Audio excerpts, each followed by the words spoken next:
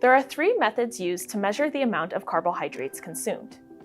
The healthy plate model, as previously discussed, the exchange system, as described in the document Meal Planning for People with Diabetes, and carbohydrate counting, a system that calculates the amount of grams of carbohydrates in a food. The choice of one of these three methods depends on many factors, including the type of medication used to treat diabetes. A dietitian can help you choose the method that's best for you and will teach you how to use it efficiently.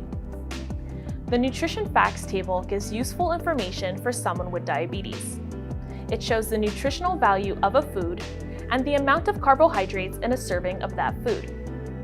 Here are the steps to find the amount of carbohydrates in this whole grain cereal. Step 1 is to find the serving size. All of the information in the nutrition facts table is for this amount of food. The serving size here is a 1/4 cup or 45 grams. Step 2 is to find the carbohydrates listed in bold. Here its value is 32 grams. Note that this amount includes 5 grams of fiber and 3 grams of sugar, which are listed underneath.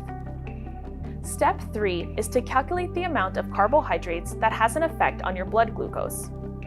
Fiber is not digested and therefore won't have an effect on your blood glucose. We therefore take the amount of total carbohydrates and subtract the amount of fiber to get the amount of carbohydrates that will have an effect on your blood glucose. For this example, we will take 32 grams of total carbohydrates, subtract 5 grams of fiber to get 27 grams of carbohydrates that will have an effect on your blood glucose. Step 4 is to compare the amount you eat to the serving size. If you eat twice the amount as the serving size, you would take the amount of carbohydrates calculated in step 3 and multiply it by 2.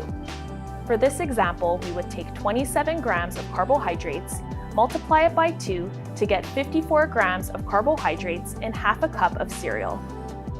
Most food items that do not have a sweet taste still contain hidden carbohydrates.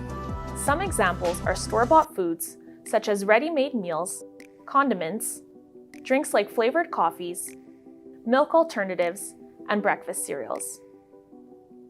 The best way to see if a food contains carbohydrates is to look at the nutrition facts table on the packaging or to look at the nutritional information on the menu of a restaurant's website. This is how we find out that 30 milliliters of barbecue sauce contains 15 grams of carbohydrates.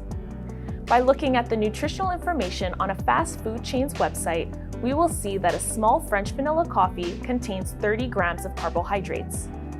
This amount of carbohydrates is enough to have an effect on your blood glucose. How can we precisely calculate the amount of carbohydrates in a food that doesn't have packaging? To do this, we would use the Canadian Nutrient File or a nutritional kitchen scale. To learn more about these tools, speak to your healthcare professional. This course has been made possible with the financial support of Roche Diabetes Care, a division of Hoffman La Roche Limited.